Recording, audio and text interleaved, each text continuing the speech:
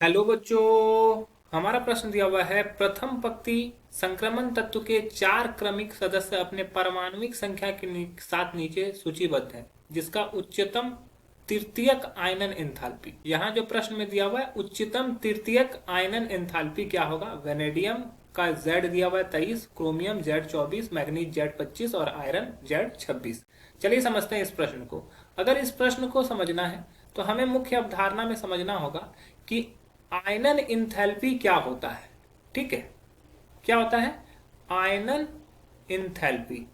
आयनन enthalpy होता है कि अगर बाहरी कोश से इलेक्ट्रॉन निकलता है, बाह्यतम कोश से इलेक्ट्रॉन निकालने के लिए लगने वाली ऊर्जा, ठीक है, लगने वाली ऊर्जा, इसी को हम लोग आयनन एंथैल्पी बोलते हैं। ठीक है, अब देखो ये आयनन एंथैल्पी हम लोग को डी कक्षक के बारे में थोड़ा सा समझना होगा। डी कक्षक में जब अर्ध इसके कक्षक आधा भरे हुए हों, जबकि मतलब कि D5 और यह कक्षक पूरी तरह से डी कक्षक पूर्ण भरे हों, तो ये क्या होगा, ज्यादा अस्थायी होंगे। ठीक है, ये क्या होगा, ज्यादा अस्थायी होंगे। अगर पूर्ण तरीका से भरा हुआ है तो ये 10 इलेक्ट्रॉन इसके पास रहेगा और ये अस्थायी होंगे। इस कंडीशन में ये बहुत ज्यादा क्या होते हैं, अस्थायी होते हैं। तो ये अस्थायी अगर होंगे तो इसमें इलेक्ट्रॉन को निकालने में मुश्किल होगी। अब यहाँ पे बताया गया है तृतीयक आयनन एंथैल्पी, मतलब कि 2 इलेक्ट्रॉन पहले से निकल चुका है, तीसरा इलेक्ट्रॉन निकालना है। तीसरा इलेक्ट्रॉन के लिए हम लोग क्या करते हैं, सभी का हम लोग पहले 2 इलेक्ट्रॉन निकाल लेते हैं। जैसे वेनेडियम है, वेनेडियम का इलेक्ट्रॉन कितने, आप वेनेडियम के पास 23 परमाणु संख्या है, तो इलेक्ट्रॉन भी 23 है।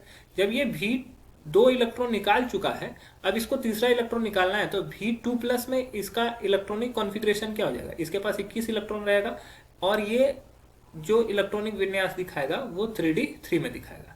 उसी तरह अगर क्रोमियम का देखें तो क्रोमियम Cr2+ में इसके पास 22 इलेक्ट्रॉन रहेगा और 22 इलेक्ट्रॉन को दिखाने के लिए ये Cr3D4 के फॉर्म में रहेगा। उसी तरह अगर मैग्नीज का देखें तो Mn2+, ये इसके पास 23 इलेक्ट्रॉन रहेगा और ये Mn3D5 दिखाएगा।